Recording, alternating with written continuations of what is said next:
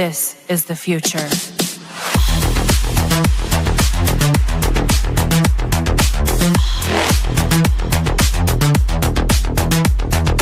Evolution. The Crossing Realms Conference launches September 19th and 20th and will dock in Richmond, Missouri.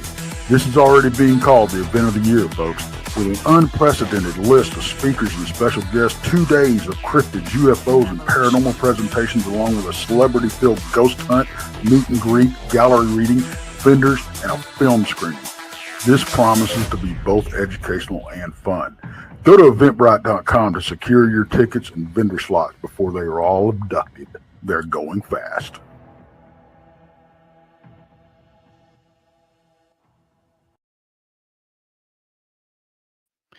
Hello, everybody. Welcome to another Tuesday night, 9 o'clock in the East, Beyond BMR. Of course, I'm your host, Bigfoot Mystery Rob. Joining me in Studio B, as always, the lovely Krista from the Blondes and the Booze Paranormal Podcast. Thanks to one and all. Thank you. If you're the first time checking out the show, please subscribe to Bigfoot Mystery Rob on YouTube. The Blondes and the Booze Paranormal Podcast on YouTube. Texas from Porch. Monica Rollins, our Paranormal World. Donnie Cho says stuff. Paranormal Paul, Josh Turner, PRT. Thanks for coming in. Got a fantastic show. Also, Eddie and Jenn from their vlog on YouTube. I've got their channel pinned up top. Yeah, I'm doing something different. I usually pin my books up top, but you know what? Show Eddie and Jenn some love. Go check out their channel. I think after tonight's show, you probably are going to rush over there. It's going to be a fantastic show. And again, the super chat is open. The super chat's a great way to help support what we do around here. You can also, mateys, you can become a BMR pirate. Arr! Join today, everybody. Join the many, join the few, depending on your point of view. Hello, and happy birthday to Diane. I see Diane had a birthday today. Diane Boss, happy birthday to you. So, yes, mateys, check that on out. We're also on wherever podcasts are found, Spreaker, Apple Radio. Gosh, there's so many out there. You know where they're at, Spotify. Check us out there. And with that being said, I'm going to bring up Krista. Hey, Krista, what's happening? Hey, how are you? I'm pretty good. I can't wait for this week to be over because finally next week, the weather's going to break, they say. The weather's going to break. About 33 degrees here, 34 degrees. Sun is high, but, I'm ready. I know I always bring up the weather. It must be a sign of the old age, right? Seems like old people talk about it. We always do. We always talk about the weather before. Talk about weather and food are amongst our two favorite topics. Right? There you go. One day there's going to be a food channel that we're all going to do, I think, because once we get rolling with that. We talked about it. We did talk about it. I know we have. Mm-hmm. Yep. It'd be cool to do paranormal and cryptid stories while you're preparing your favorite dish in your kitchen. I think that would be an idea, right?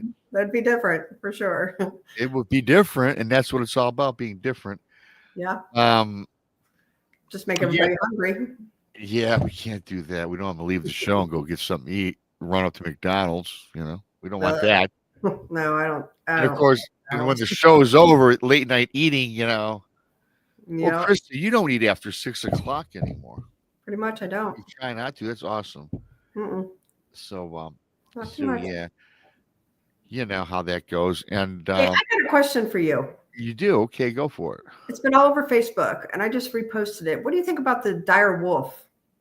I've seen that. I did have a chance. I haven't looked into it, but you know what? Nothing surprises me in this day and age. I guess they've got DNA. Yeah, and they I guess recreated some dire wolves or something. I don't know. Maybe that's a topic for late night, but it's that's something to kind of make you think. It makes you think, and I don't know if you recall. I think we did this on a late night. Mm-hmm. The thylacine, mm-hmm. which I think for people that don't know that term, I think that's I don't want to say it's not the saber-toothed tiger. There's another name for it, but they're creating that as a clone in laboratories in Switzerland. Well, here's my thing. Have they not watched Jurassic Park? Have they not? It was the first thing that popped in my mind. That's what I'm saying. A lot of these extinct animals are extinct for a reason. Right. I was reading some of the comments on, recreating the thylacine and making a clone. Hmm. There's a reason they go away, and people were infuriated, especially people that had parents way back in the day when they walked the earth. They were terrible for farmers. Hmm. They always ruined their crops. They got in their houses. They killed their pets. I mean, Right. yeah, I'm you want to bring I'm that honestly back? like I love wolves. It's my favorite animal. But I I'm not love really wolves. okay with this. I'm really not. I think there's just nothing right about that to me, in my opinion. Like, what's going to be next? And they're extinct for a reason. They are, and And go ahead, continue. I mean that's all I'm saying. Like what they're extinct for a reason. Everything's extinct for a reason. Nature takes its course, and yeah, I don't think it's a good idea. And, I love wolves. Next Me to too. the lion and the wolf are my two favorite animals.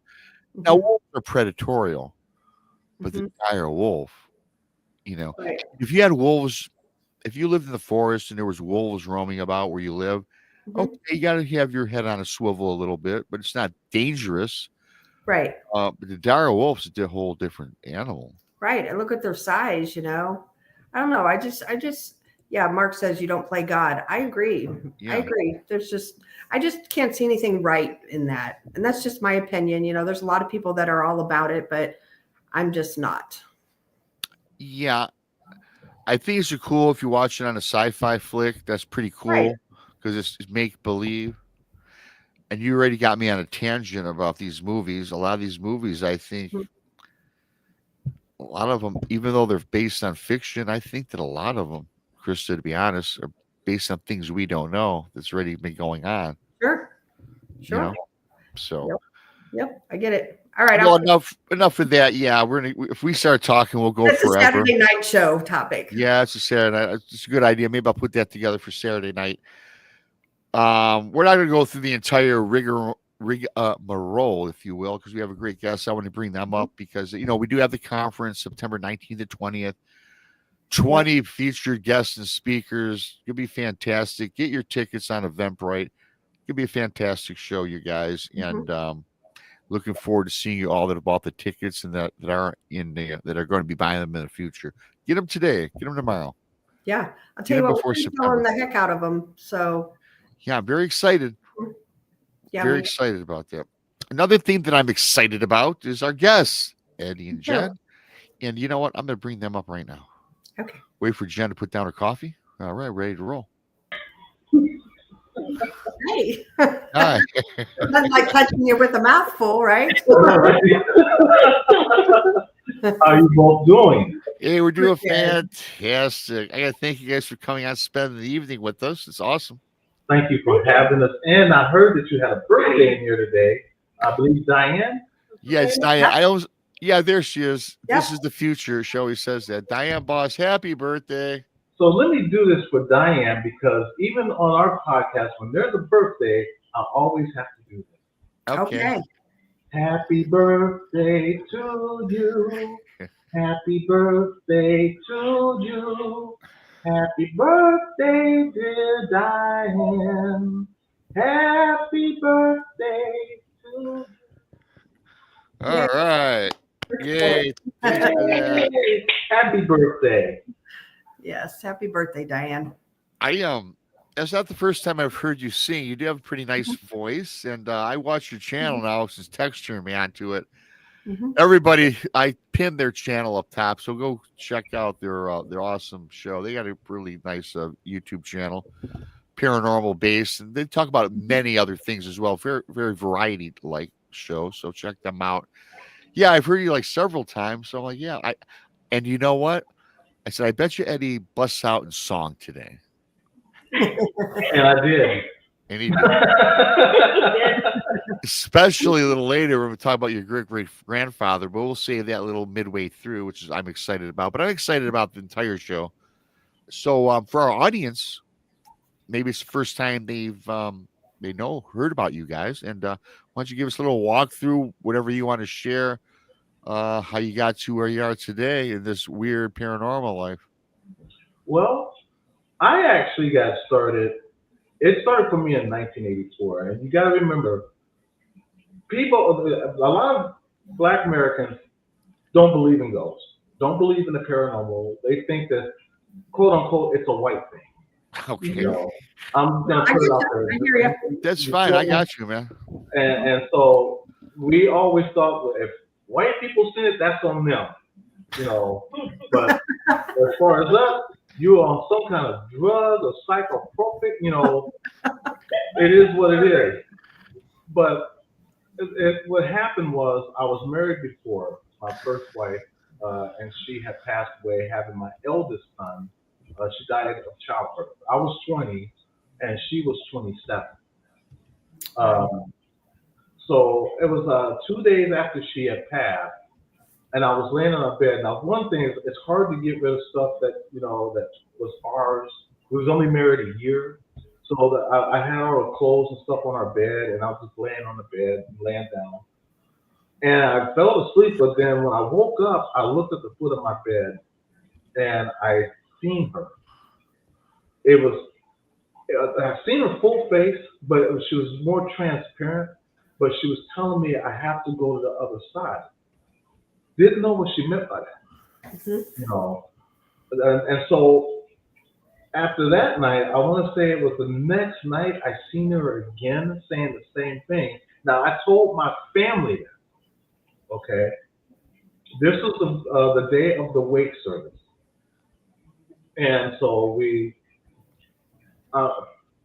sometimes it hurts me to talk about it from time to time, but okay. But I'm good though.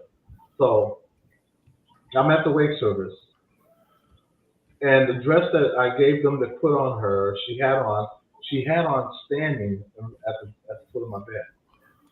So I told my mom, I said, "Mom, I gotta talk to you." And so she came out, and I said, "Mom, you ain't gonna believe me, but I seen Brenda at the foot of my bed last night and night before last." And my mom's like, "You joking?" I said, "No, I'm not. I seen her. She was saying something about letting her go to the other side." Mm-hmm. And so after the wake service was over, my parents had called the police and had me put into a house show because they felt I was having a nervous breakdown. Mm-hmm. Okay. And I'm a fast forward now some to 1989. Mm-hmm. No, yeah. Fast forward a year later, 1985. I'm working at this place back then it was called the Quaker Hilton. It was a hotel in downtown Akron that was made out of grain silos of the original Quaker Oats company. I was working as room service and as a cook, and there was a paranormal seminar going on.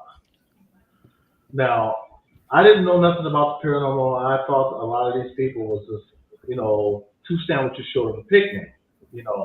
That's how I looked at them. And yet, I'm even seeing Black people coming into this. So I look on the header, and it's Ed and Lorraine Warren. Okay, so again, I didn't know who these people were. Mm-hmm. Ed and Lorraine Warren, you said? Yes. Yeah, Ed and Lorraine Warren. So I didn't know who these people were, but I knew that they had to deal with paranormal. And so I'm eavesdropping because I had to take glasses anyway to the conference so that they can, refresh their glasses. And I'm listening to Lorraine talk, and she was talking about spirits coming before you, your family members, and what you'll see before you leave, And I'm listening to her, and it made me think back of what I've seen of my life. Mm-hmm. So I waited till after their seminar was over, and I asked my boss if I can go back and talk to them after I'm done working. And my boss was like, "Sure, no problem. As long as you're off the clock, I don't care what you do." So the seminar was over. It's already 4:30 in the afternoon, and they were packing up their stuff. And I say, "Hey, I'm sorry to bother you, but I was wondering if I could get a word." And they was like, sure, what can you do for me? And I said, I don't want y'all to think I'm crazy because my parents already had me put in the hospital for nervous breakdown. But I swore that I seen my wife at the foot of my bed. That they didn't know what I was talking about at first. Mm-hmm. They was like, well, okay, are you married? I said, well, at that time I said, yes, I am. I said, however, she's gone. She died June the 29th, 1984. And she was like, I'm so sorry. You said you seen her? I said, yes, I know what I saw. Mm-hmm. I said, no, I don't do drugs and I don't drink, but I know what I saw, And she told me, well, I believe you, and I think she meant for you to see her. Mm-hmm. Because, she told me, you got to understand when you have this body, and this is only temporary housing. So when you leave, you're a ball of energy. Mm-hmm. And now, when you leave, we don't know. And she was like, this is what we're trying to figure out, the afterlife. Where do we go from here? And so far, you just said you saw her. And I said, yes, I know what I saw. She was wearing the dress that I gave the funeral home to put on her, And it was like, well, you did see her. She wanted you to see her. And they asked me if did I pick up on anything else. I said, well, as a matter of fact, yeah. There was times that I would turn the TV on. Back then, we had UHF and VHF. So I would turn the TV on, and you get that white noise. And so I was combing through the channels, the channel check, and I would hear voices coming out. And I'm thinking, yeah, it's from the TV, because you're getting close to a station. So you got voices coming through before you get to the station. But then these voices was actually talking to me, saying, you hear me, you understand me, I know you. Just saying stuff like that. And I'm like, am I tripping? And at that time, my sister Maggie was there. And I said, Maggie, are you hearing this? She's like, hearing what? I said, listen. And I'm turning the channel. She don't hear anything. All she hears is the TV going. But I'm hearing voices coming out of the TV. I said, I'm telling you, I'm hearing somebody talk. Maybe it's the people next door, And I was left it at that. I knew what I heard. So I would do the same thing in the car. I jumped in the car. I had a Chevy Impala. I channel check because I like listening to sports, and all the sports stations was on AM. So I changed the channel, and then again I'm hearing people talking. I'm like, how is this? How is it that I hear this and nobody else is hearing it? So then I thought maybe my mom and dad's right. Maybe I am having a nervous breakdown. Okay. And so I was left at that I was just a paranoid schizophrenic or whatever, with just one without a doctor. Fast forward now to 1989, and my mom has this friend. Her name is Diane, and she's a tarot card reader. And my mom had told her about me, but didn't tell her that I was married at one time. Okay, so she wanted me to meet her. I met her. She's like, "How you doing?" I'm like, "Glad to meet you." And she's like, she shook my hand. She's like, "Ooh, you have an energy." I was like, "Well, I hope so. That means I'm alive." And she's like, no. You have a different kind of energy. There's an aura about you. She was like, come here, and let me read you. And so she went and got the cards, and they had all these different pictures on there and stuff like that. And she was telling me what the cards meant.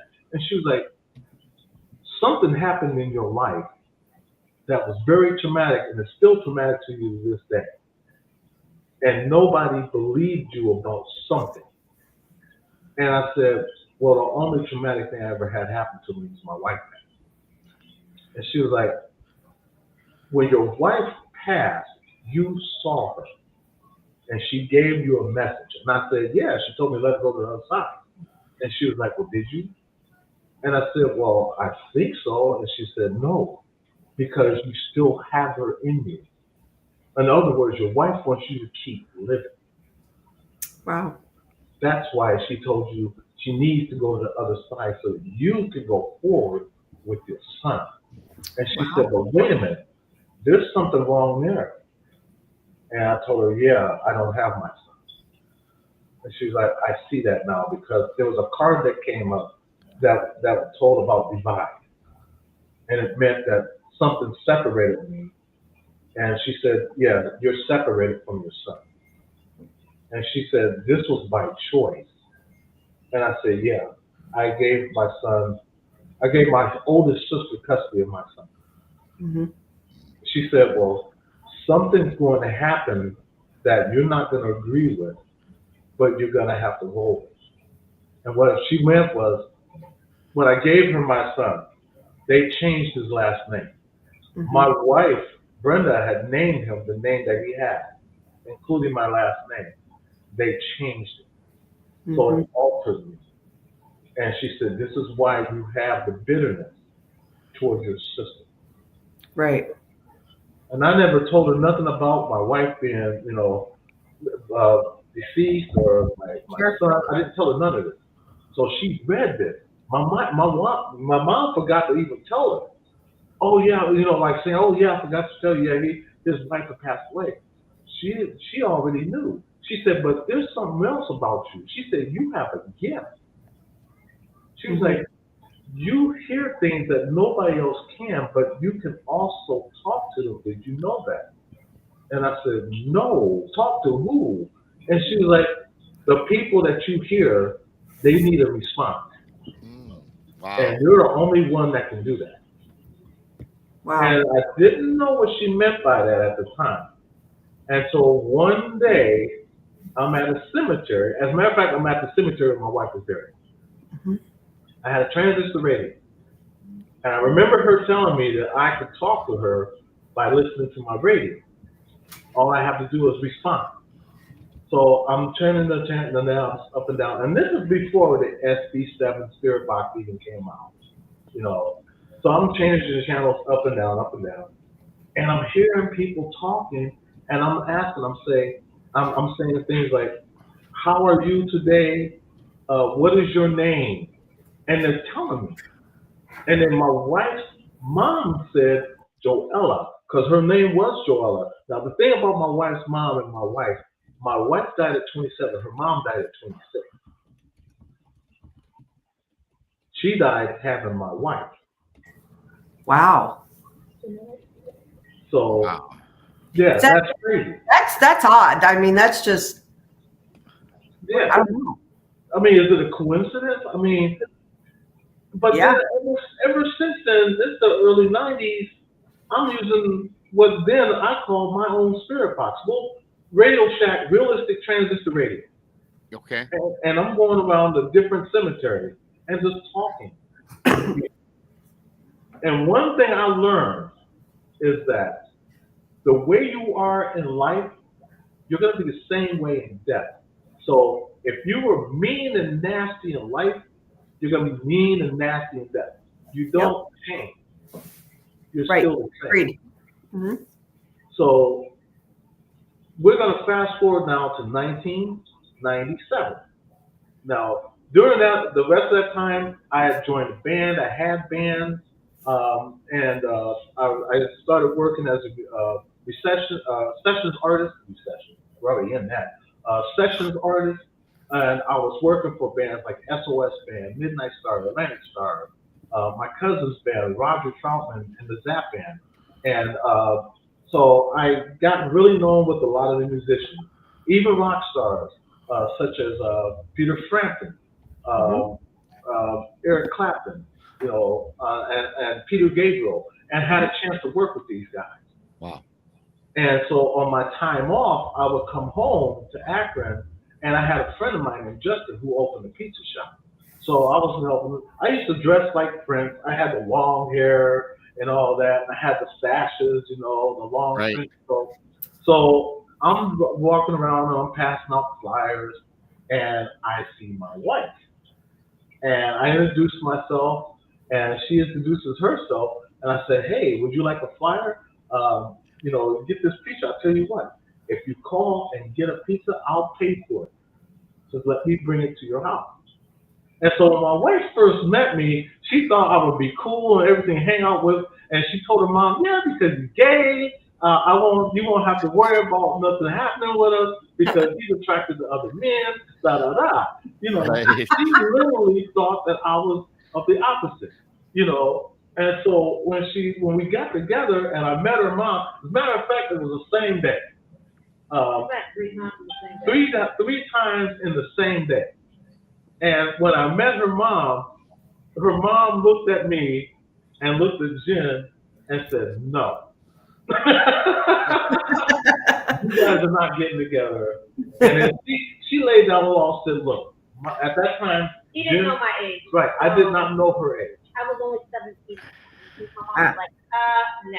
Right. And he was like, no. Okay, I didn't know that. Right. I was like, hey, you know, you're right. Maybe when you're after, 18 years old. Right.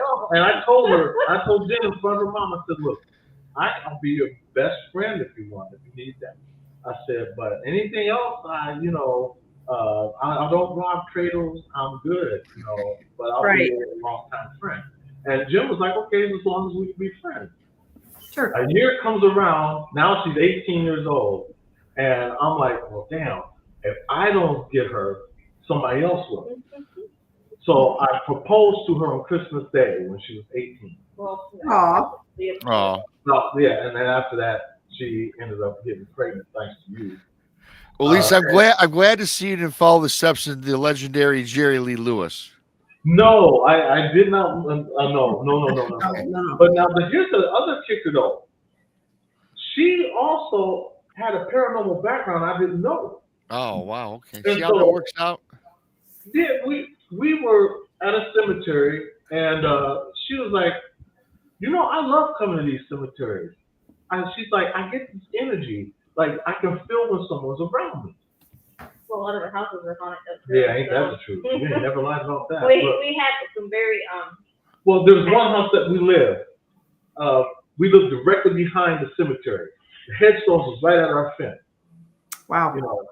And we had some crazy things. Cabinets opening, doors shutting. You can hear people walking up and down the stairs, talking. And especially if you're by yourself, it was crazy. And the sad thing was, it was in a crack area.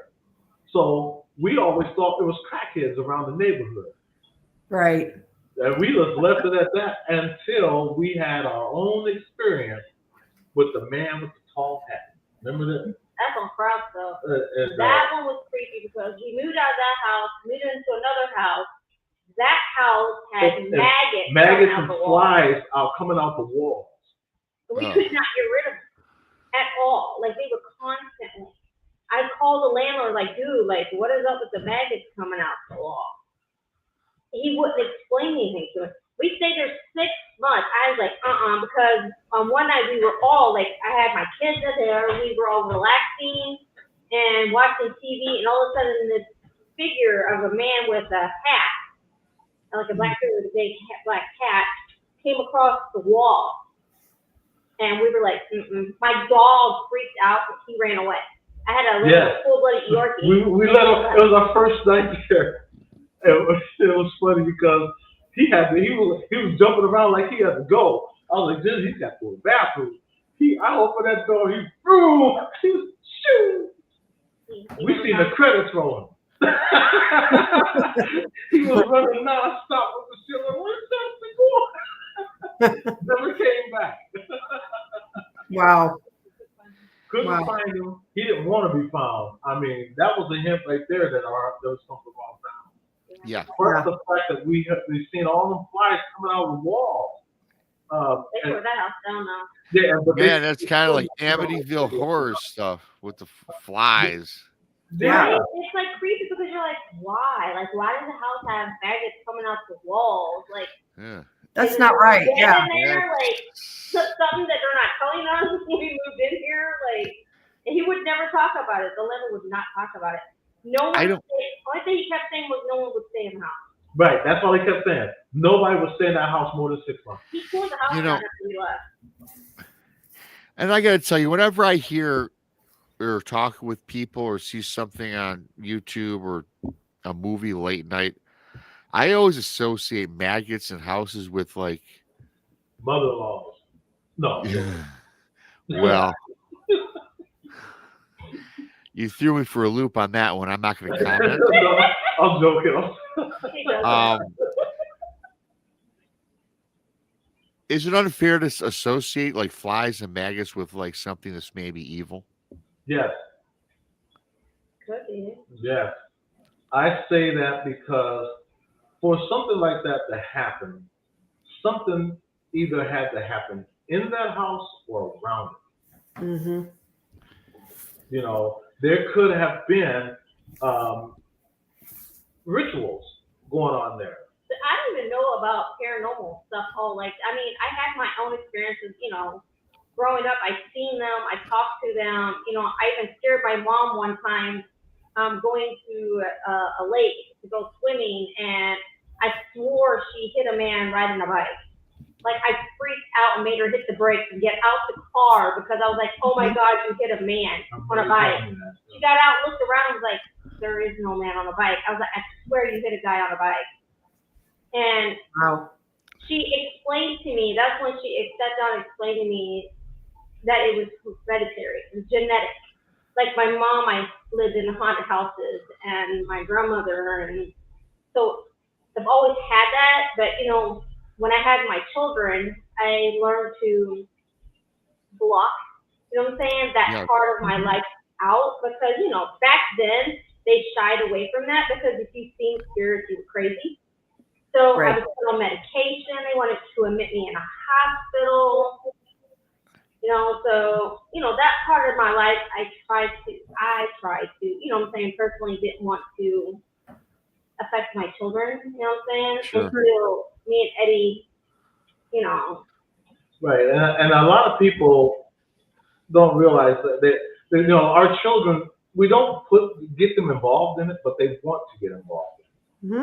And it's like we never put them in, that kind Right. of a situation, like that. Because me personally, I don't go to investigations of houses and stuff. You know what I'm saying? Because of it. I do cemeteries because it's peaceful, it's quiet. You know what I'm saying? Mm-hmm. And they can tell me if something's not right. Autistic Right. children are very vulnerable. You know what I'm saying? They're very pure and innocent. So, when they're not comfortable, I'm not comfortable. Right. I would never want to put my kids into a situation of something that's not good for them, So we always learned with them growing up with our paranormal stuff that we have to protect at the same time, block. You know what I'm saying? For that But reason. also teach, because they've always wanted to be paranormal investigators. And I told them all the time they can be anything that they want to be. Mm-hmm. I would never keep that from I them. don't want to limit them. If there's something that they want to try, let them try. If they don't like it, then they'll try something else. Sure. And they got to meet their idols, the people that we grew up watching when we used to watch Tennessee Ray Chasers, and so they got to meet Chris. They get to talk to them last weekend. Yeah. Oh my God, they were so excited. They were so excited, and Chris. Those two are great guys. Yes. Yes, they are. They And gave them autographed pictures. And Yeah, stuff. we they even got 'em, yeah. agreed to contact them on Facebook and to do a podcast. Awesome. Really awesome. yeah, and then text is another one. And what I have to say though about my boys, them being special needs, they were bullied a lot, because We had to go through a lot. of what they go through in their own mindset. And so they see the world different than what we see it, Mm-hmm. And I always told my son, Cody, you can be anything you want. If you want to be a paranormal investigator, be one, because he's semi-blind. There's a guy named James the Fan who goes out and does that, and he's semi-blind. Wow. So Cody adapted to him because he can relate to him, Mm-hmm. Absolutely. and so and James had came on our podcast. He's almost at 1 million subscribers, and he came on. We didn't think he was showing, but he actually came. Mm-hmm. And so That's awesome. we have a small special needs community Mm-hmm. that comes to the channel. Yeah. You know, because they want to learn. Right. You know, so we have fun. You know, I have sound bites that they like to hear and stuff like that. So I use a lot of sound bites. But most of all, it's try to entertain and show love to let them know that they are loved and welcome. Well, I'll tell you what, you know, tell everybody out there that's watching, I've met your children. Your children are great. They really are. Thank you. Yes, they are. Normally they would be right here. Yeah, well, I see one was performing laundry. I saw him taking a laundry basket up the stairs in the background. He said, "That's me." And so it was his laundry day. So they all have chores. They can't get no allowance. They do the chores. You know, and so we teach them to be normal and independent. Yes, it's awesome. Yeah, you guys are doing a great job. You are, and really quickly, thank you to our new pirate, Jackie. Matey. Thanks for coming aboard. Ahoy. Ahoy. Welcome, Jackie. Also, everybody, Eddie and Jenn's YouTube channel is pinned up top. I really recommend you go check them out because me too. It's a cool show. It's fun. They get into everyday life and the paranormal. So it's a nice variety mix. And you guys do a wonderful job. Thank you. Thank you. Yeah, because we love like old furniture, antique cars, commercials, and I collect everything. Just a hodgepodge of everything. You know, let me ask you this since you brought it up. Antiques. I'm not getting into my backstory on antiques. Mm-hmm. I will never buy another antique as long as I'm on this planet. I had an experience, which for most people that watch this show, I'm not getting into it. Doesn't that scare? See, it scares me because I had something happen with shadow people. Mm-hmm. And so I hate to put this voodoo on you. Mm-hmm.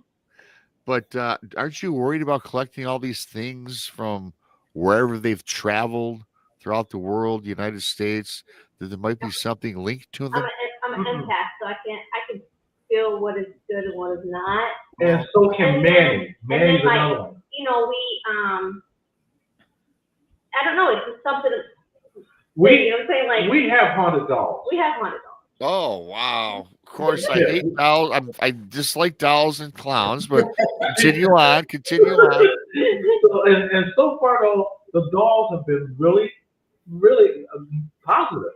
Yeah. Nothing negative at all. You know, we talk to them, and we talk to them with love and respect. And so that you feel the love. You can feel it. You can feel negative energy, and you can feel positive energy. Sure. It's just that when you walk in this house, you will feel more positive than anything. There's people that's been around us that said just that they get this overwhelming push of love because we give that kind of aroma out. Mm-hmm. You can feel it, you can embrace it, and that's what we try to pass and pay forward. Right. And you know what? And you do. Honestly, I have to tell you guys, like, you guys are some of the nicest people that I know. You really, truly are. You guys have good hearts, and you guys both have a good aura about you. So I believe everything you're saying about walking in your house, being positive and being good. Seriously. I believe that too. And I get that good vibe. I get vibes, most of the time from folks. And, even Jen mentioned that she finds it peaceful at the cemetery. That's my favorite. Yeah. The older one. Which is cool. That's awesome. Maybe that's because of the energy you project. Because a lot of times when you talk with people, if we're talking some paranormal, it's where they get a lot of negative energy, right, at the cemetery. Not all the time, of course. It varies. A cemetery is more of a hodgepodge. And like I said before, whatever you were in life, you're going to be the same in death. Yes. So it's just a hodgepodge. You're going to have nice feel it, flow. like, honestly, right? You can feel the energy change. If you go, like, for instance, if I go into a cemetery, I can always tell when it's not good and the energy is very strong and negative because I get migraine. Like, I'll get a headache instantly, and I'll get the heebie-jeebies, the goosebumps, get out of here kind of thing. So I know, like, I'm not going there. that's just a no-go for me. And then if we feel that it is a good cemetery to go to, we'll bring the boys. You know what I'm saying? Most of the time, honestly, most of the time, it's very rare. Like, I get bad feelings from a cemetery. You know what I'm saying? Right. Especially the older ones, because most of them are they're lonely. People forget about them. They're, they're not visited anymore. And then a lot of them are tore down. They don't get taken care of anymore. And that's the one that breaks my heart, is when you go by a cemetery and it's not mowed, it's overgrown, and it's just messed up. And you're just like, Right. And so a lot of those, they just want to be heard, and especially those that no one's visited them in years, some of them over 100 years, and they just want to be heard. So, they're not there to hurt you or frighten you, but they just want to, they're letting you know that they're there, but in a nice way. And if you watch some of my videos, there's some where I've done the dowsing rods and gotten nice responses. There's all kinds of things that we use, trigger objects also, to get their attention. But the main thing I want to let them know is that we're here for you and we're your voice. If you want to be heard, talk into our device. Let them know if there's a message to a loved one. Let that loved one know. They might see that video, know, and that's when they come through. They know what's in your heart. They feel your energy. Because remember that saying, bad vibes, you always get a bad vibe around this, that, and the other. Those are true. If you feel a bad vibe off of someone, go by your instincts and your intuition, because your body sense is not going to lie. Absolutely. The Clinton brothers taught me that. They taught me to learn to use my senses. Your natural senses first. That's why when we go to a cemetery, even though we don't show it on video, the first thing we do is we cleanse, we pray, and we listen. A lot of cleansing, a lot of praying, a lot of meditation. You know what I'm saying? We do things to protect ourselves. Most definitely, you have to do that when you go into certain things like that. You always want to be protected. You never want to go into a place very open and vulnerable, you know what I'm saying? Because that's when the negativity will, you know what I'm saying? Right, and plus with our boys there, because our sons Tony and Manny, especially them being autistic, Manny can pick up on stuff very easily, and all he has to do is point. And when he points, that's because he sees something that we don't. Sure. Yep. And so I'll take my spirit box over in that direction. I will definitely get a response. And it's not a mean response. It's just letting me know that they're there. Sure. Because he sees it. Yep. Also, there's one other thing too that Rob and I and Brandy, we all talk about all the time, is intention. So if you go with good, loving intention, I think that helps too, Yeah. Right, exactly. That's how I tell people all the time. If you go there with bad intentions and looking for negativity, you're going to get negativity, and it's not going to be the kind you want. Right. Yeah, I believe wholeheartedly in the intention thing. In fact, the girls, Krista and Brandy told me a lot about that. With the things we've discussed over the years. You know what I love about the first story you were telling us, and I'm not going to talk too long on this, about the we did a show just last Saturday. Remember, Krista, about the man? There was this man. He was in his he was sick in his hospital. He was sick and having surgery done. An older fella. Then remember, Krista, he felt his body, his aura, his soul perhaps lift out at the ceiling, and he was looking at the ceiling. Then he could hear the surgeons, working on him. Right. And then all of a sudden, if I remember correctly, then all of a sudden he woke up, he was alive, and then he told the surgeons what he had just experienced, if he was just imagining this or dreaming this.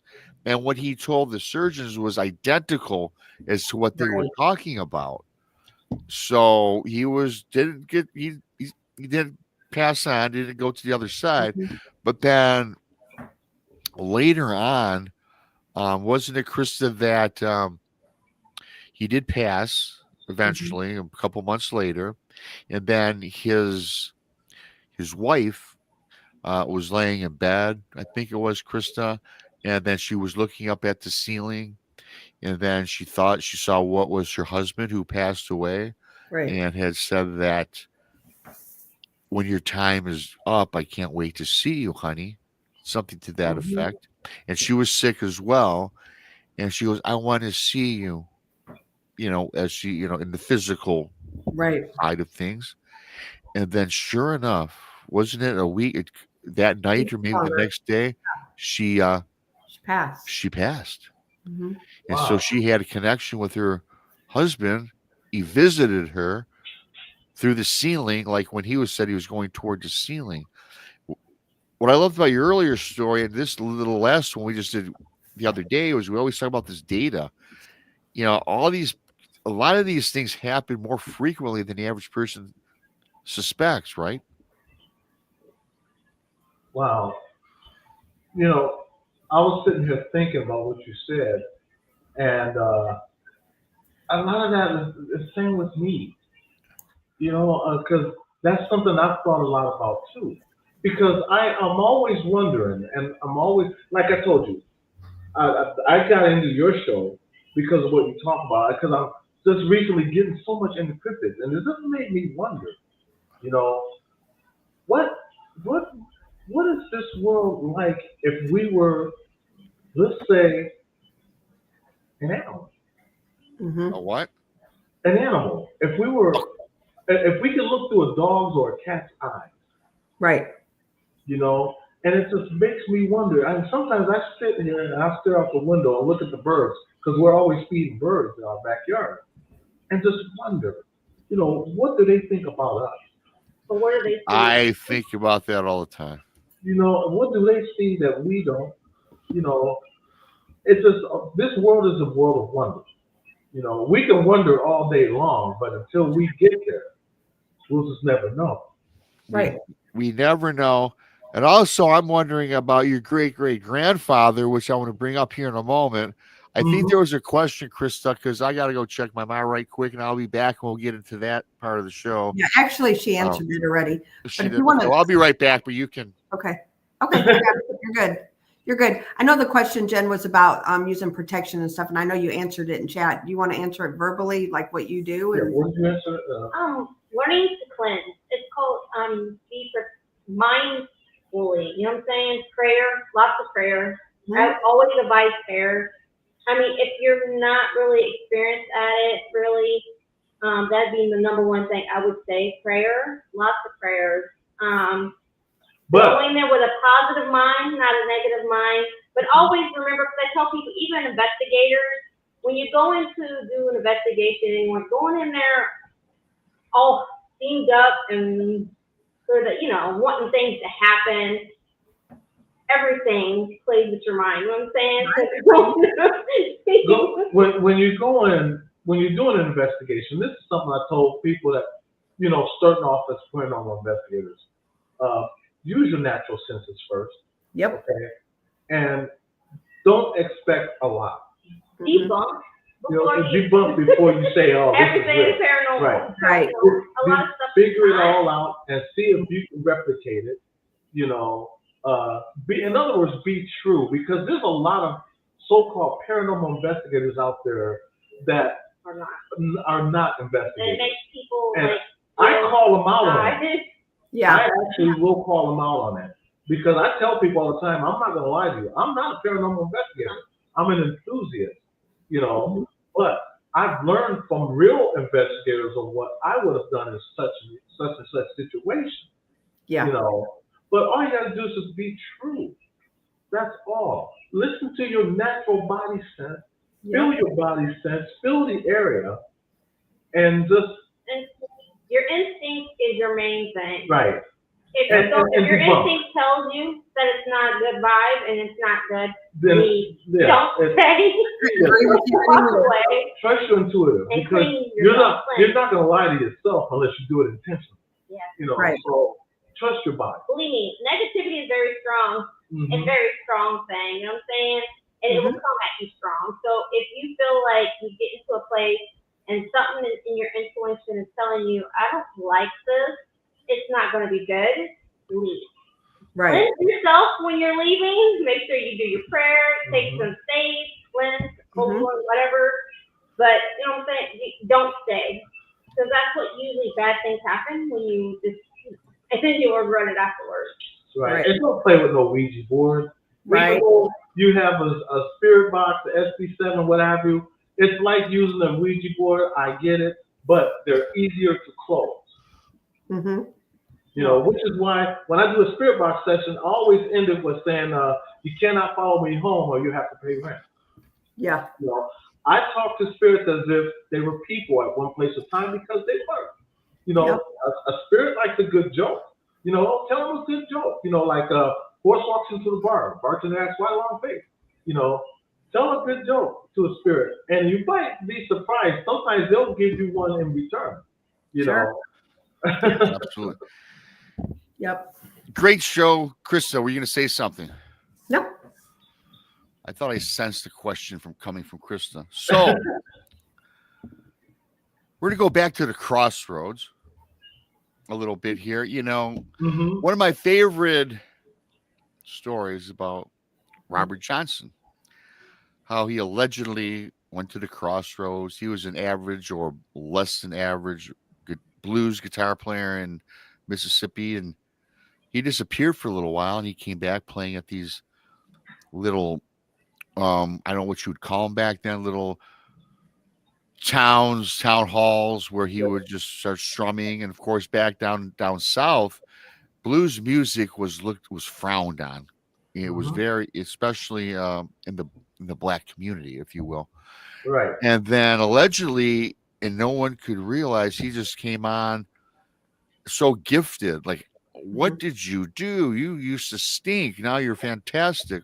So I've always been interested. And then a little birdie told me, that I asked you about this the other day. I found out that you are the great grandson to Robert Johnson. Yes. So I'd like to hear a little, you know, a little bit from a sibling or a bloodline, at least relative. I think it's be fascinating. Oh yeah, I'll be more than happy to tell you. And I'm gonna tell you something that ties in to where we are now. Okay, awesome. Appreciate it. Thank you. Everyone's loving the show, by the way, you guys. I'm glad you guys are enjoying it. And if you are enjoying it, and you really are, then you make sure you hit that like button and show us some love. Absolutely. Let us know that you really like this show. Hit that like button. And if you're new to the channel, subscribe. Be part of the family. Yes, ready. With that said, I first found out that I was related to him when I was 15 years old. Okay. My grandmother had a picture of him. And I looked at the picture and I was like, who is this? And she was like, that's your great-great-grandfather. I was like, really? What's his name? She was like, Robert Johnson. I was like, Robert Johnson. Okay. And I didn't think nothing of it. I was like, okay, just an old black and white picture, you know. And my grandmother looked at me and she goes, you know, you look just like him. And you know, you act just like him from what I can tell. And you also self-taught. I was like, self-taught in what? She's like, well, he played the guitar. You play keyboard. Who taught you how to play the piano?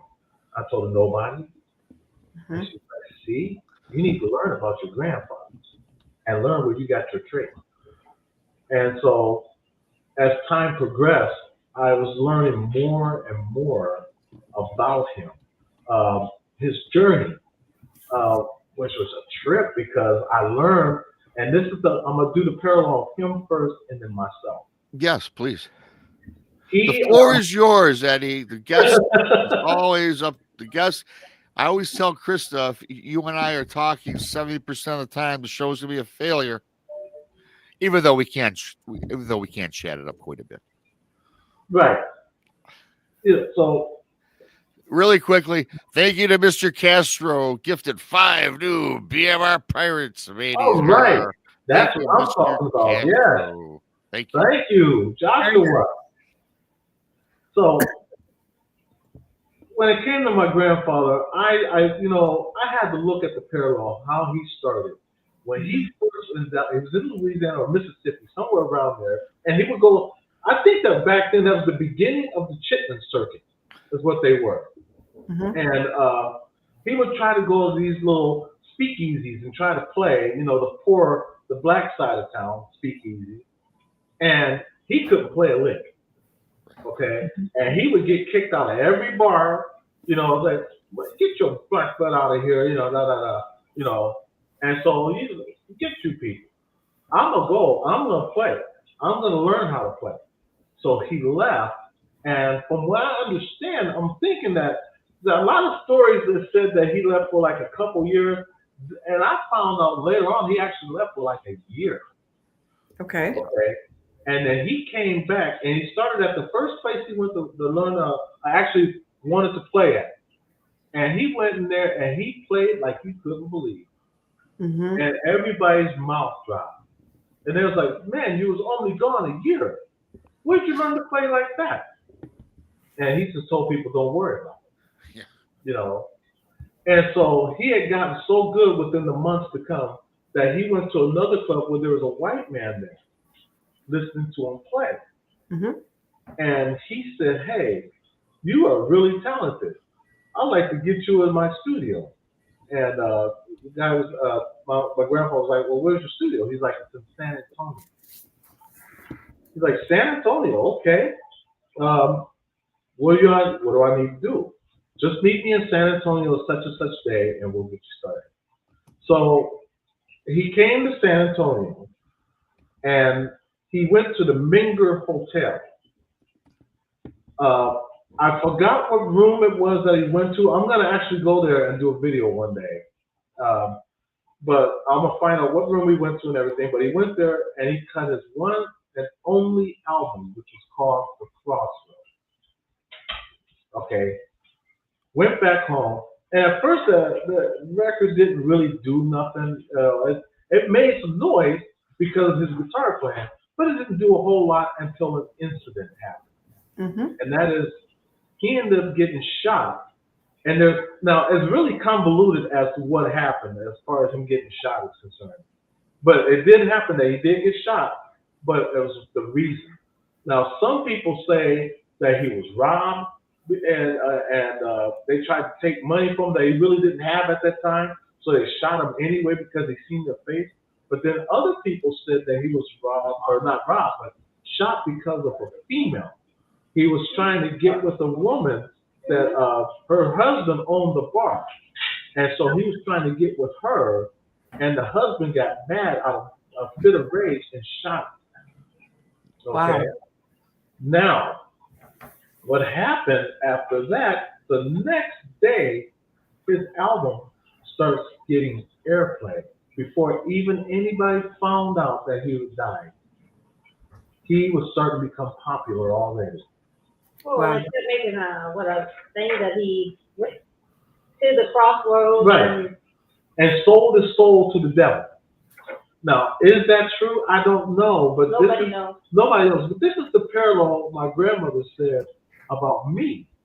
I too am self-taught on playing piano because nobody would teach me. I went to school. When I was in elementary school, I tried to learn how to play the piano.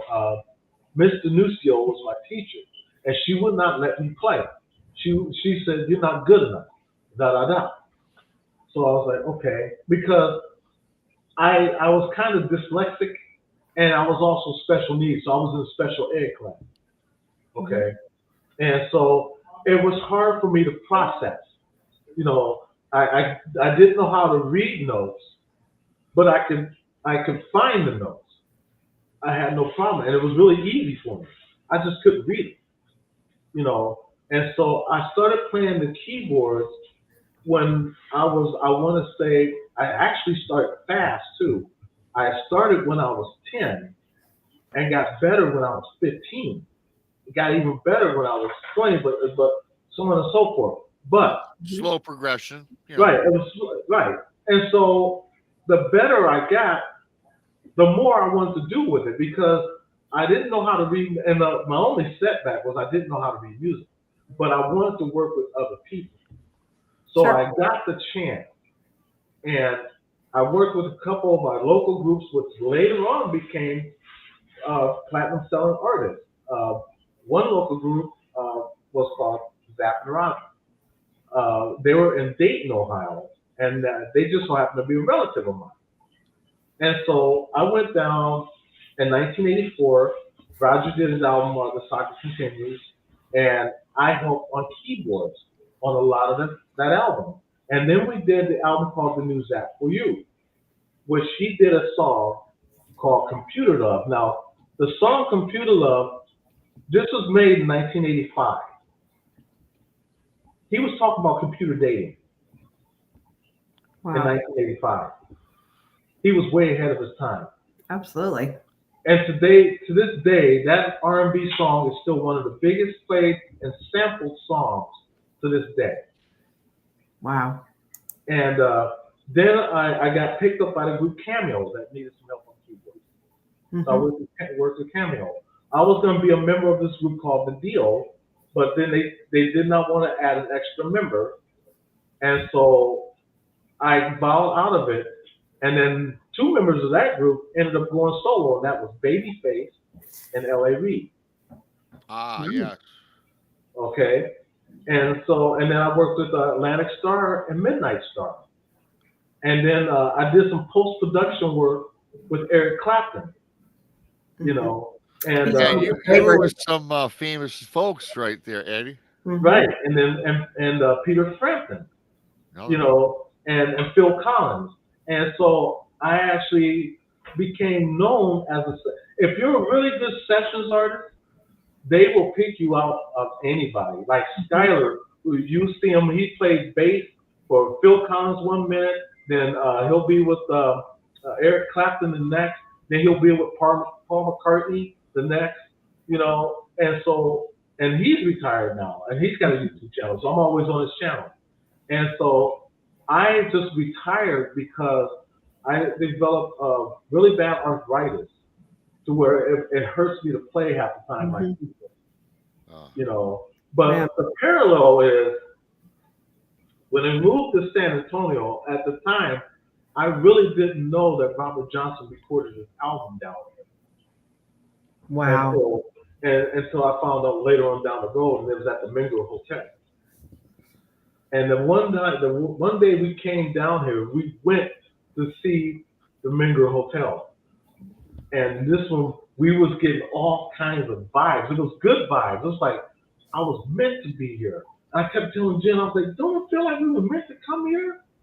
And we couldn't figure out why. And we went there quite a few times. We even filmed it, you know. And then we come find out later on down the road because your great-great-grandfather played here. Wow.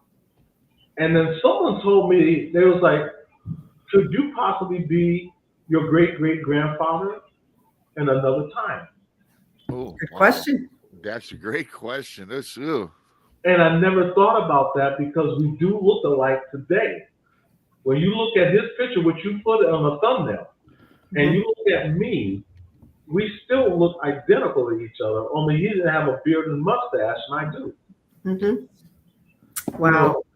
And so that was the irony of it. And I don't usually say that or tell people about that because I'm not trying, when it comes to me having a YouTube channel, I don't want people to gravitate to me because of it. I understand that. I want people to gravitate to me because of what they see or what they like or what they hear. Absolutely. You know, not because of my great-grandfather. Right. What a fascinating story, though. I mean, I was telling you backstage, it was literally just a month ago I was reading up on it. That is, and it's amazing, you know, you're here right now. So, yeah. And I wish I could, if I am reincarnated, I want to say this. I wish I could see myself in that time. And then whatever I did to get me to where I'm in heaven now, I would prevent that. Yeah. You know, but we can't change the course, of course. So you can only go forward. Right. But that's one thing to think. What do you think, though, he did in that time he was gone? Do you think, like, he really practiced, or what do you think he did? I personally think he just really practiced and he was taught. Someone taught him, and we just don't know yet to this day. Yeah. Someone taught him, but then I also look at it like this: who would teach him? And such the time period, the 12 months, the 1 year, right? Even the greatest guitar players didn't hit their peak until let's say they started 10 years old. We hear some of these stories. They don't hit their peak till they're like in their early 20s. Yeah. Right. A decade into it at least. And remember, he died at the age of 27. Yeah. He was the beginning of the 27 Club. He was the very first one. Wow. Yep. Wow. And you the were talking about that. Yep. The 27 Club includes a lot. Kurt Cobain. Kurt Cobain. Janis Joplin. Jim Morrison. Yes. It's so many in the 27 Club. But he was the one that kicked it off. Wow. And Krista and I always say that we don't believe in coincidence. There's something about that, isn't there? He's just 27. You know what I mean? Mm-hmm. It's just something about it, but I thank God and the universe for me being blessed to have my family, to be able to do things I did. Sure. The path that I have, the friends that I met along the way, and I don't take none of that for granted, because they will soon be history, and tomorrow's still a mystery. So it's always good to look at the present and make good of it. Do you think that? I mean, there's no way for you to really find this out, I would suppose, and I haven't really read much on it. Do you think that there's no prior history that I could read? And I watched a Netflix special they had on Robert Johnson not too long ago. Do you think that maybe he dabbled in the supernatural or the paranormal? A lot throughout his life? A lot of them did, and I think he did, because you got to remember where he was basically voodoo. A lot of it is very natural thing back then. Right. So I think, and this is what I said before, this is why I don't think anybody taught him. He taught himself, but in order for him to teach himself, voodoo came along the way.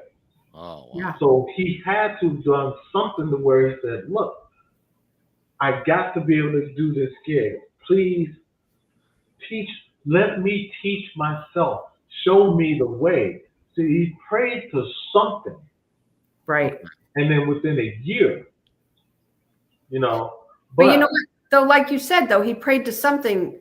Who's to say it wasn't God? The God human being. It doesn't have to be the devil. Right. And that's why I say people, he prayed to something. I can't say what because I wasn't in that time period. Sure. I do know that he did happen to dabble with voodoo because it's a family trait. Mm-hmm. And that's something else I learned about his family tree, that they all dabbled with it. So I think that he did do some of that. Okay. But the other thing that I disagree with is, okay, if you give your soul to the devil, then why die a year later? Right. Because you're not prosperous yet. You didn't set your goal yet, for the devil to take your soul. Yeah, that's a good point. So why leave at 27 when you're just getting your name out there? Right. I wonder though. So that's the thing that made me wonder. So as far as it, like I said, it could be voodoo, but he was taught by something or someone. But voodoo played a little part of that because that was their religion. Okay, but he didn't get a chance to prosper from it. Sure. And now, look at him today. He's one of the greatest musicians in the world. Yep. Well, you often hear all these like Clapton and Jimmy Page and another guy we could talk Paul McCartney, John Lennon. All were influenced. Okay, maybe his soul was meant to start You know what I'm saying? You know, The history of music. I think Jen brings up a good point, but there's also, though, you even said, Eddie, is and again, this is just what I hear and hearsay. We all follow all these artists, and we all hear about selling your soul. It would seem to me that, and all the things I've heard, when the devil, if you believe in such spins, they will grant you a fantastic life, 10, 20, 30, 40 years. But they always say, live to your 70, 80, 90 years old. But here's the caveat. When you leave the earth, you are bound to me for all eternity. Right. So what does the devil care if you live 100 years? Let's just throw that number out there. Because once you're gone, you are in eternal damnation. And eternity is forever. Eternity does not end. Right. That's right. And that's why I think that's one of the reasons why I never signed a lot of long-term contracts, even when I was working with a lot of artists. You know, I took the pleasure of being a sessions artist because I've seen the 360 contracts. And you see what happens with a lot of artists today. You know, look at the road that a lot of them have took. Prince, Michael Jackson, and look at how they ended up today. You know, I did not want to go down that road. I didn't mind working with other people, but I don't need to be in that spotlight. I didn't see stars in my eyes, you know, and that's why I just did what I did my part, and did my contribute, and just kept it moving, you know, because I just didn't see that in it. You know, this is kind of a general question for just anybody, Krista, Jen, Eddie, it doesn't matter, even myself. And I've just come across this maybe over the last 5-8 years or whatever, because you hear more and more negativity about Hollywood, and that's a whole another show.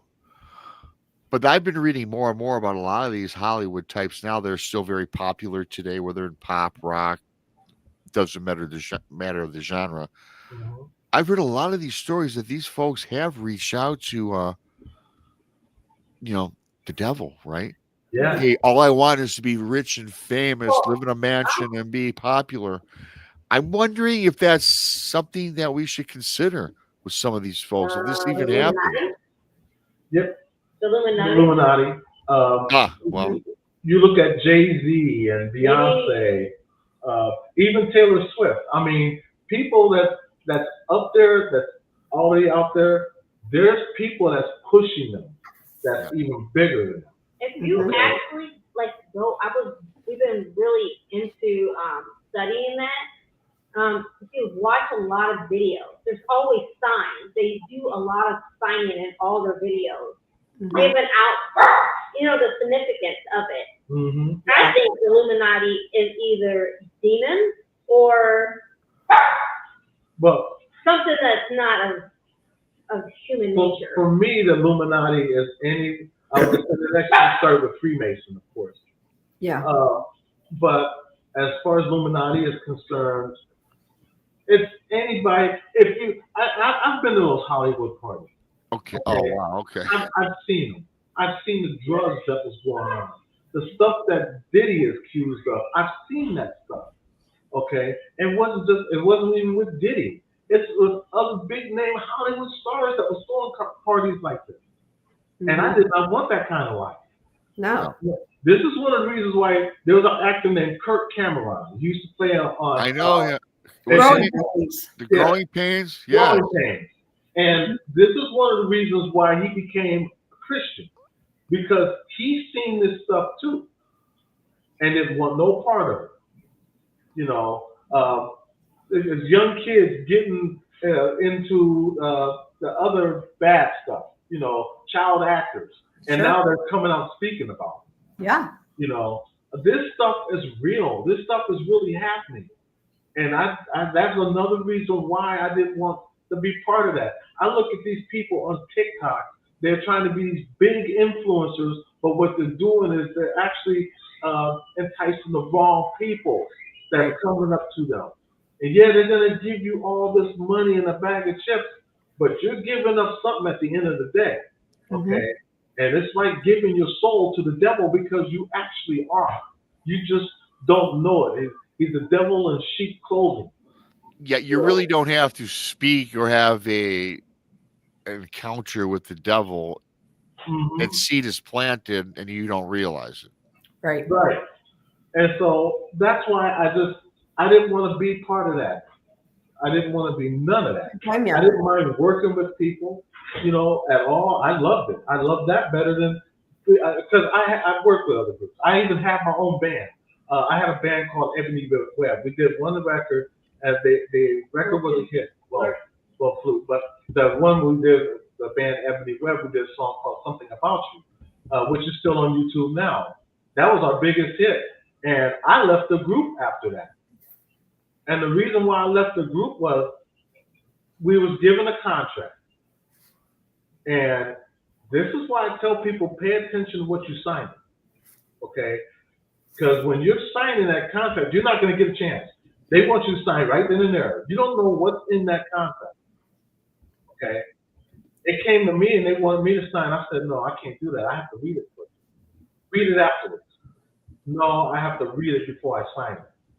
And the band member was like, man, if you don't sign it, man, then you can't be with us. I said, well, I guess I can't be with you. Yeah, I mean, come on. What's the big deal? Right. You get to show it to your lawyer. Read it yourself, as you said, right? Yeah, very uneducated people when it came to music. And so what happened was when they signed that contract and I didn't sign, they didn't get in either. Wow. And so they blamed me for it. And to this day, a lot of those members I don't talk to this day. But I take that back. One member I do talk to. His name is Carlos Green. And he told me I saved his life. He said, because if he would have signed that contract after we seen the parties that go on there, because he became strung out and into drugs. And that money would have went on that. Mm-hmm. Mind you, I've never done drugs in my life. I never drank. Mm-hmm. I mean, I drink wine. I'll drink a beer every now and then, but I was never a heavy drinker. Okay? Yeah. Never did drugs. And I've seen what it did to people, and that's why I say, I'm good. Yep, I'm with you. Yeah. So I tell people all the time, and young people, just do what? Just read your contract. That's all. Mm-hmm. That's such a great point you make, because I'm not going to name all the bands, all the groups, all the singers, especially as you're mentioning way back in the day. Mm-hmm. They get their managers, they sign up with the record company, and they've sold millions of copies of their albums. Mm-hmm. And they hadn't seen not even a penny of that. Yeah, and they're broke. They don't own their masters. That's another reason.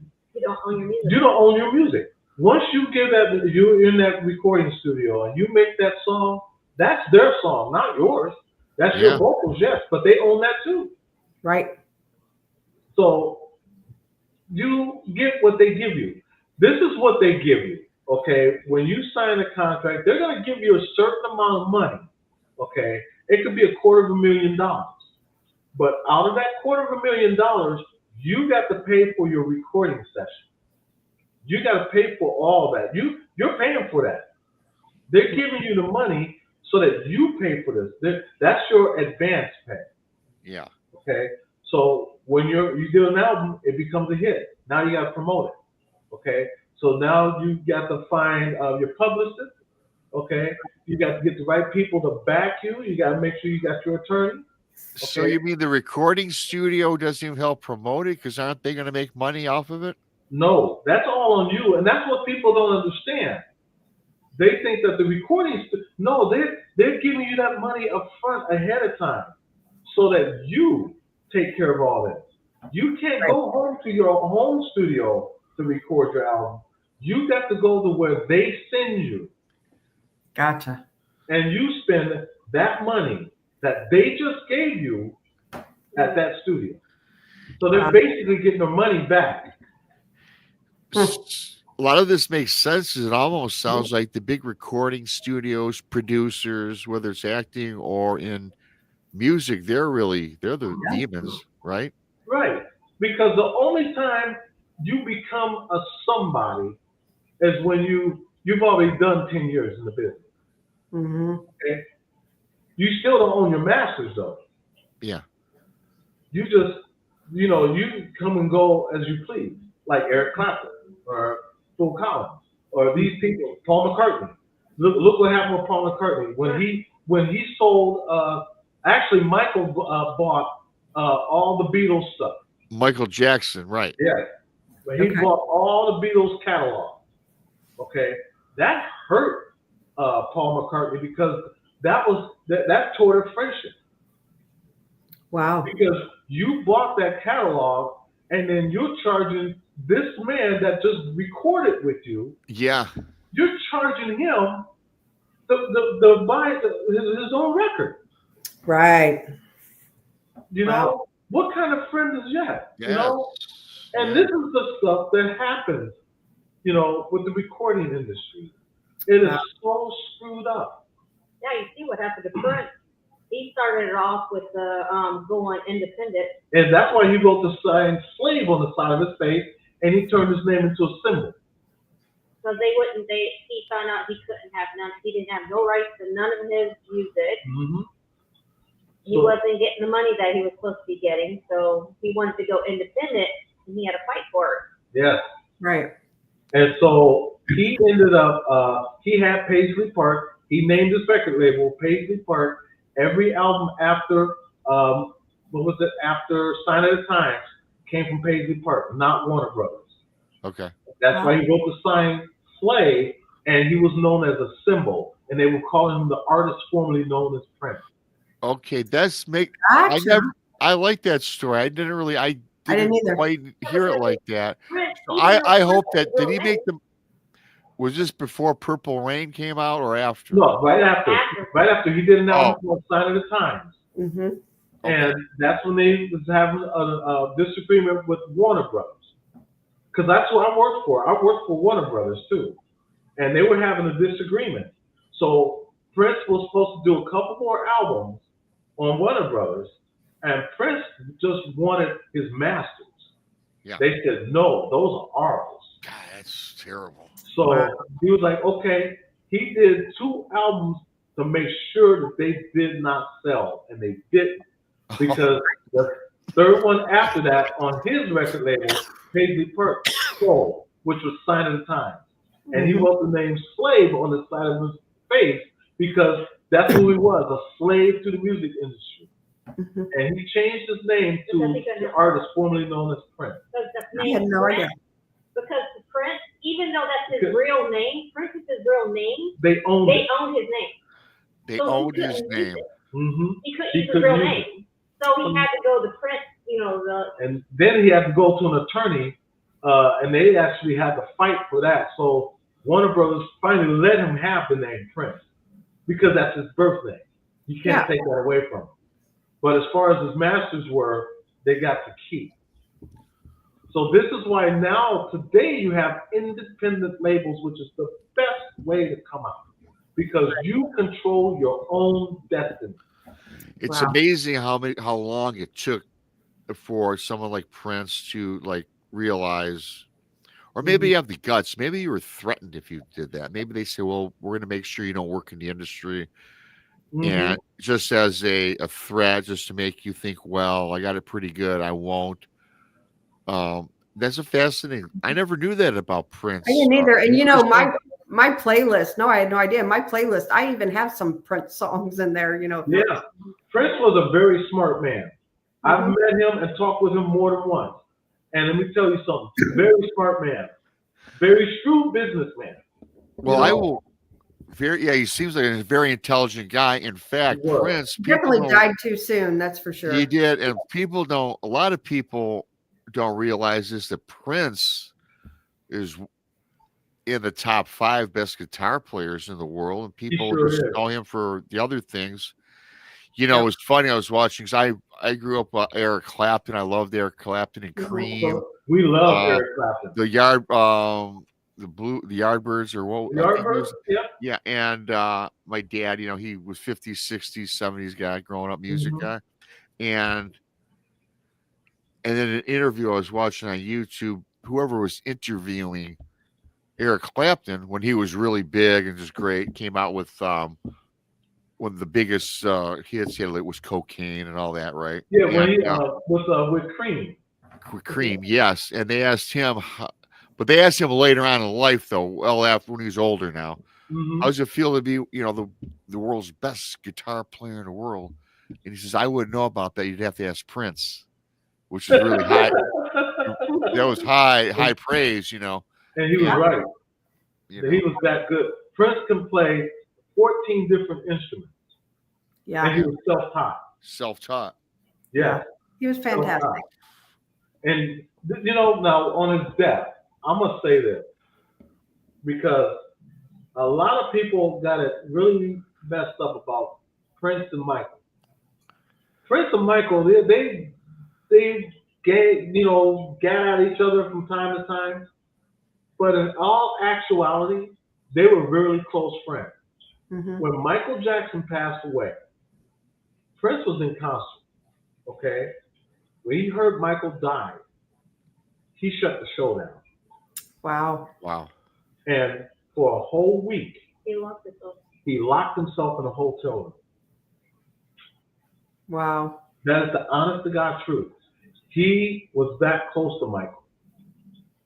Wow. And when Prince passed away, I think some of it may have been intentional because he couldn't get Michael's death out of the system.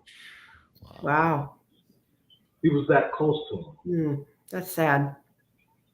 So sad. And it's really sad. And they said just that if you listen to the songs that he put out before he died, there was a few of them that was basically talking about him and Michael. Mm-hmm. See, now you got me very intrigued because you know what I'm going to be doing sometime.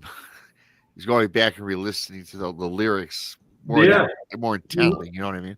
Lyrics is very important. I tell people that all the time. If you love the groove, listen to the words. Yes, you have to. I listen to lyrics to everything. Yeah. Everything. And so, that's what I do. I love music.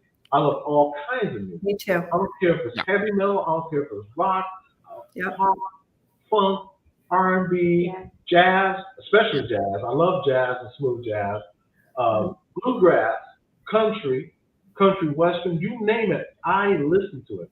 And I'm bringing my kids up the same way.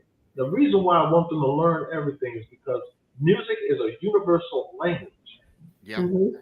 You might not agree with a lot of things, but one thing you will agree with is music. Yeah. And the great thing about lyrics, as you mentioned, because I really tried to listen to the lyrics, especially the last decade, maybe. Mm-hmm. It really gives you an insight of the person's life, the group's life, particularly the lead person. It's their story that they're telling in a lot of cases. Not every song, of course. Yeah. But you can pull a lot out about the person's character and what they've gone through throughout their life, Yep. You know what, BMR, I have to tell on you. Oh, no, why? So we all have a chat with Tex and BMR, Paul, Monica, Brandy, Jason. We're all in this big chat here. And Tex posted something about the country singer Trace Adkins. And it was the Badonky Donk song. I think it was actually Jason McLean posted that, okay? The Badonky Donk song. And BMR says, is that the guy that sings Friends in Low Places? Like that was Garth Brooks, dude. Yeah, that's Garth Brooks. I love Garth Brooks. I love Trace Adkins too. Well, you know what? It was funny because he asked that question and it made me laugh out loud. I was like, really, BMR? I did. And you know what's so funny about that, Krista, is because that was one of the main songs, and I danced with the maid of honor. I requested I dance to the Garth Brooks song, Low Places, with her at my wedding way back. And now, gosh, that's an old song. I was 26 when I got married. Yeah, that's an old one. And So that was funny. That was funny. Yeah. Sorry, I just had to tell on you. No, I'm glad you did. Yeah.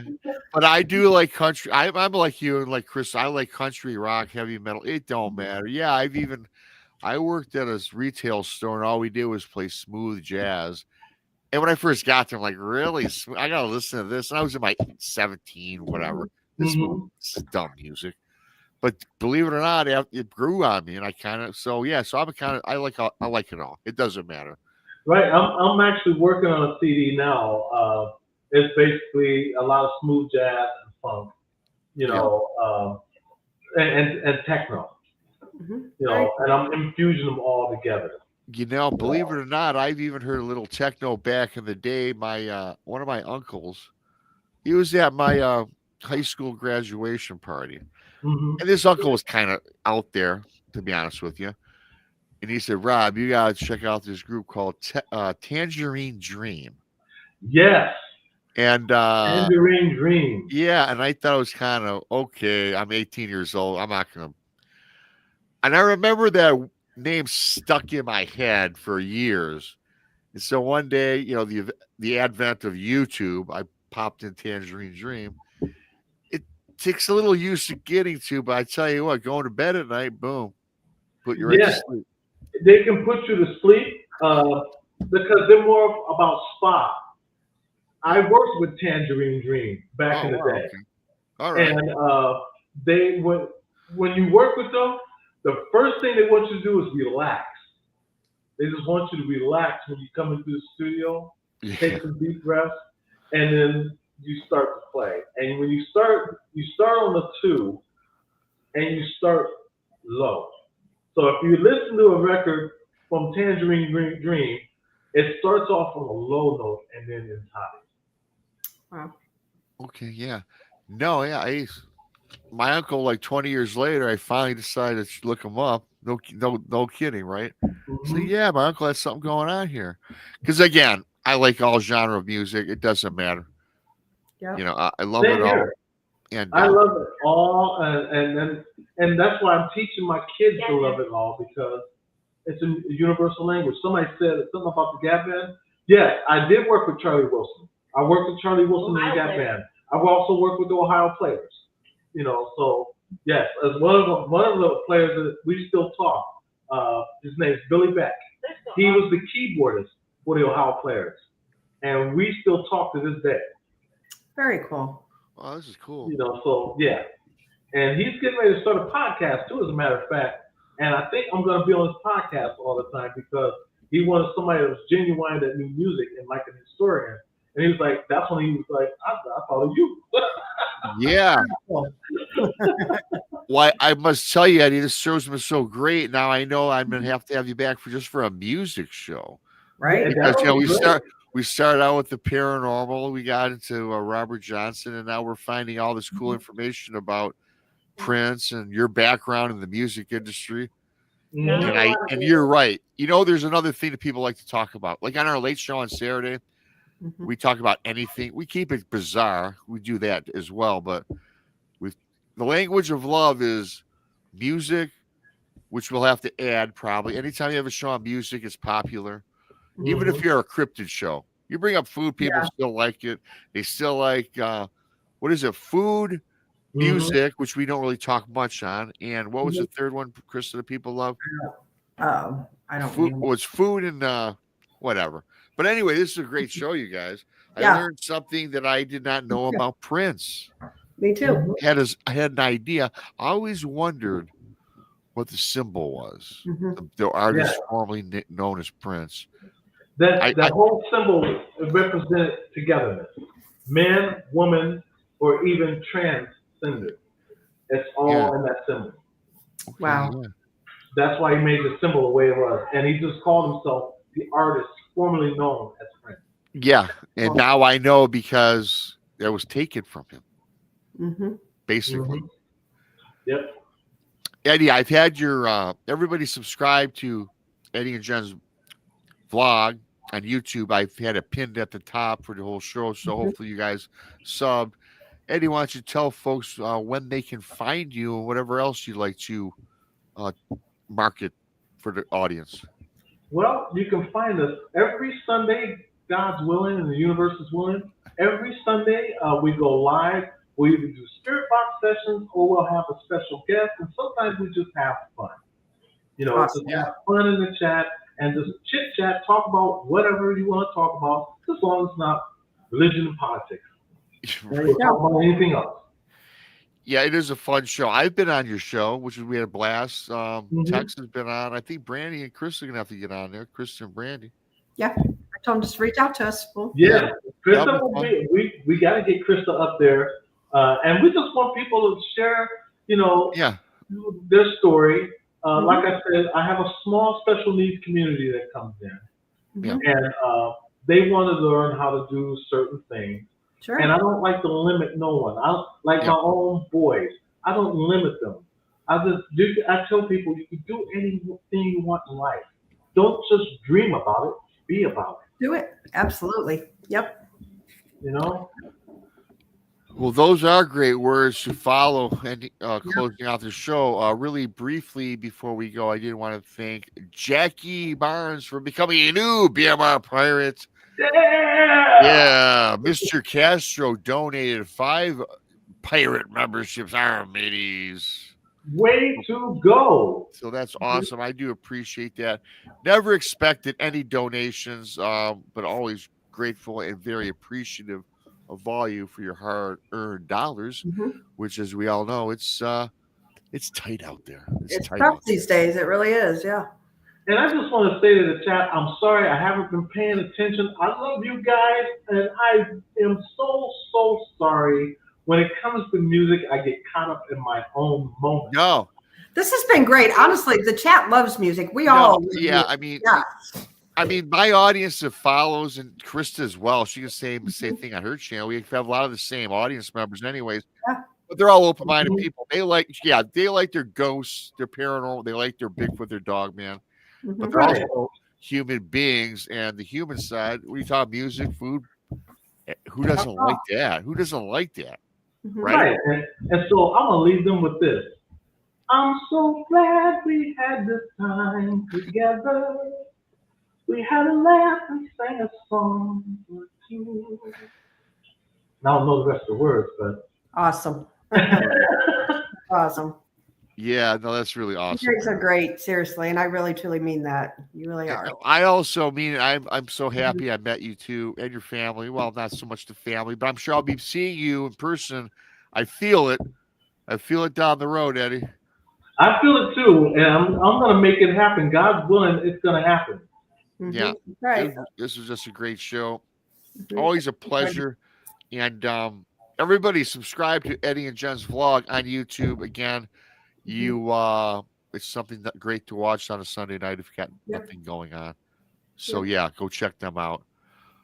Thanks everybody for coming in. Please hit that like button on your way out. And the new algorithm they're promoting on YouTube is to leave a comment. If you're inclined to, thank you for that as well. I know there's a lot of things you guys have to do, right?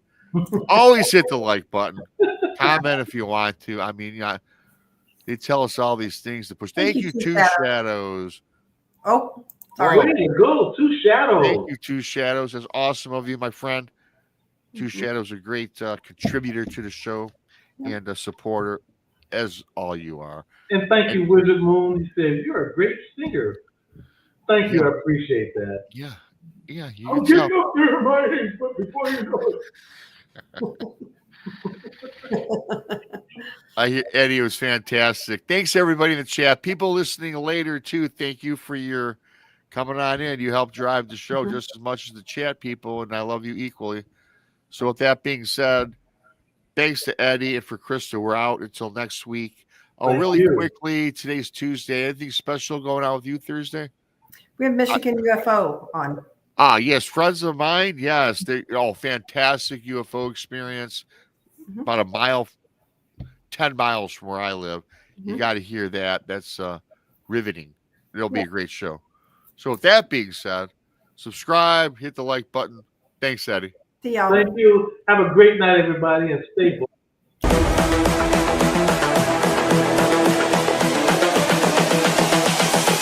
This is the future.